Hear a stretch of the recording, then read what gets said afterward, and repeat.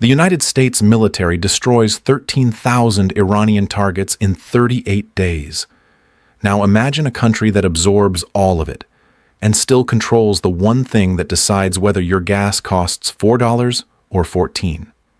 That country is Iran. That thing is 21 miles of water. And as of this morning, the United States has announced a naval blockade of the same strait it has been demanding Iran reopen for 6 weeks. Oil hit $104 a barrel overnight. Brent crude rallied 7.8% in a single session. European natural gas futures spiked 18%. The Dow dropped more than 500 points before Monday opened. This did not happen because of a war.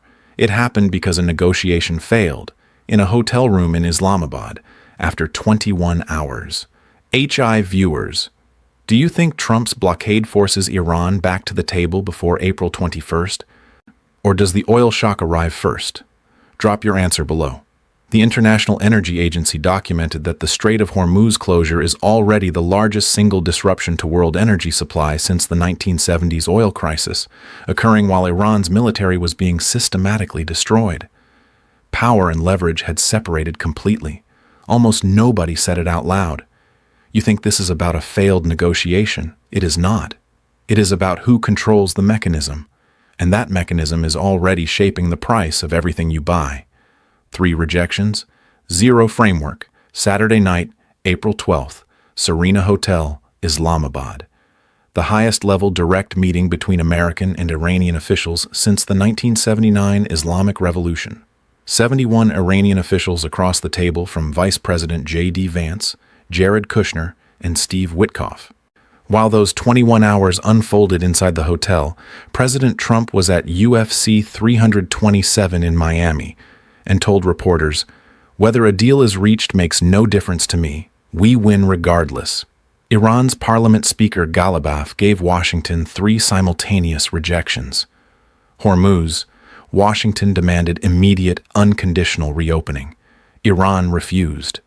The strait reopens only after a comprehensive final agreement addresses every Iranian demand. Nuclear stockpile, Trump demanded Iran surrender approximately 900 pounds of uranium enriched to 89%. Weapons grade is 90, 1 percentage point. Iran offered a counter-proposal. The gap did not close.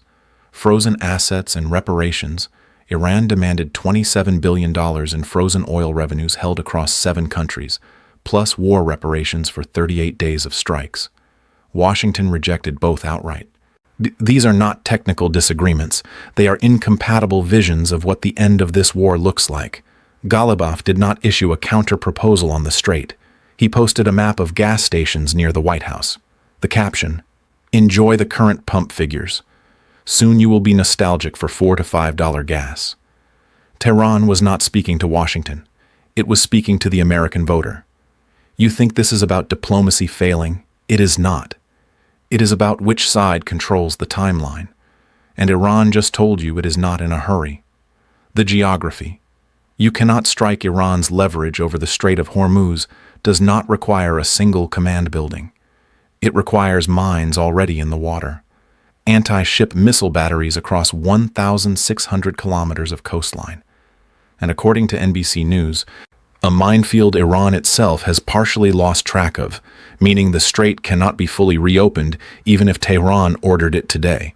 You cannot bomb mines out of water. During the ceasefire, during the 21-hour negotiation itself, CENTCOM deployed USS Frank E. Peterson Jr. and USS Michael Murphy into the strait for mine-clearing operations. Iran denied the incursion. American officials confirmed it. 1 destroyer shot down an Iranian surveillance drone during the operation. 2 sides, 1 waterway, completely incompatible accounts of who controls it. The war over the strait did not pause for the negotiations. It continued underneath them. A mine costs hundreds of dollars. A minesweeper costs tens of millions. The arithmetic does not favor the side with the larger military budget. You think military superiority solves strategic geography. It does not, and the world's oil market is repricing that assumption right now. The numbers behind the silence before February 28th, 20 million barrels transited Hormuz daily, 20% of all globally traded oil.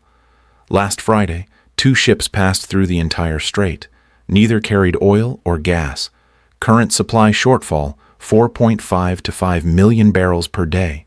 U.S. gas price today, $4.13, up $1.14 since February 28th. Insurance premiums for Persian Gulf vessels, up 400%. Inflation running at 3.3%, with energy feeding into every sector. University of Michigan Consumer Sentiment, April 2026, 47.6, an all-time record low. J.P. Morgan confirmed the last tanker to clear Hormuz before closure departed February 28th. It reaches its destination around April 21st, the same date the ceasefire expires. After that, pre-closure barrels are fully exhausted. 8 days from now, the world runs on emergency reserves alone. You think elevated gas prices are the story. They are not. They are the symptom. The story is what happens to inflation, monetary policy, and the midterms when reserves run out and nothing has changed. The trap Washington built for itself. Aaron David Miller described Iran's position in 10 words. They have weaponized geography. Iran controls the uranium. Iran manages the strait.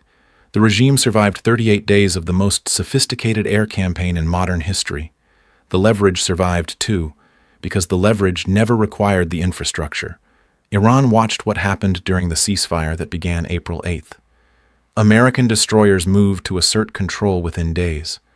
Washington acted as though the strait was already open. Iran is not surrendering that choke point without permanent, enforceable concessions, and every previous American deadline has passed without the consequences that were promised. The ceasefire expires April 21st. Washington has 3 paths. None deliver what Trump needs. Resume major strikes. Oil immediately above $150. You still cannot bomb mines out of the strait. Iran still controls it. Accept open-ended talks. Trump's brand requires decisive victory, not indefinite negotiations. His base reads as surrender. Target coastal defenses directly. Russian military advisors are potentially embedded in those systems. One Russian casualty changes every calculation. That is not a tactical problem. That is a different war entirely. None of these produce cheap oil and a victory speech. That is the corner Iran just backed Washington into. 8 days to decide. What this costs in places. Nobody is watching. The Philippines declared a national energy emergency, March 24th, the first country to do so since the war began. Australia activated emergency fuel protocols not used since 1984. India saw cooking gas shortages cascade into closures across Mumbai. The ceramics industry in Gujarat shut down entirely. The IMF documented that a 10% sustained oil price increase transfers over $100 billion annually from importing nations to exporting states. Karen Young of Columbia's Center on Global Energy Policy told CNN that prices will not decline until the strait reopens and damaged facilities are repaired, through the end of 2026 minimum. Bloomberg documented oil executives across 30 countries now modeling scenarios above $200 per barrel. At $170, the stagflationary shock is large enough to reshape global central bank policy entirely.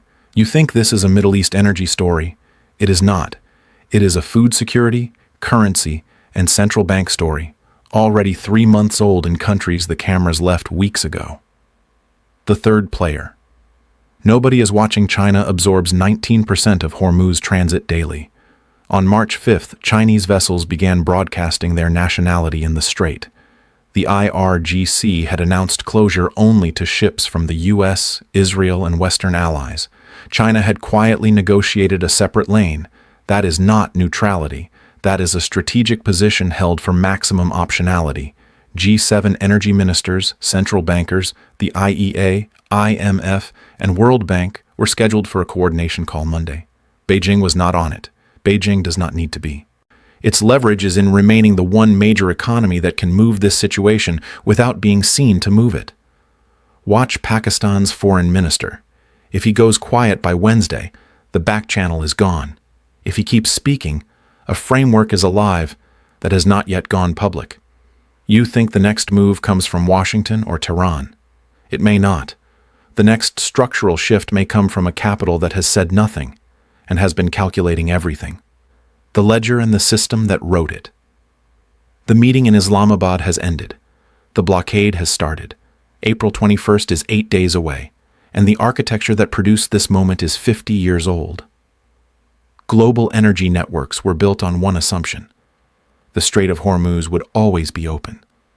That assumption is priced into every insurance contract, every shipping route, every national energy plan on Earth. No redundancy, no alternative, no backup. Iran did not create this vulnerability. It inherited it.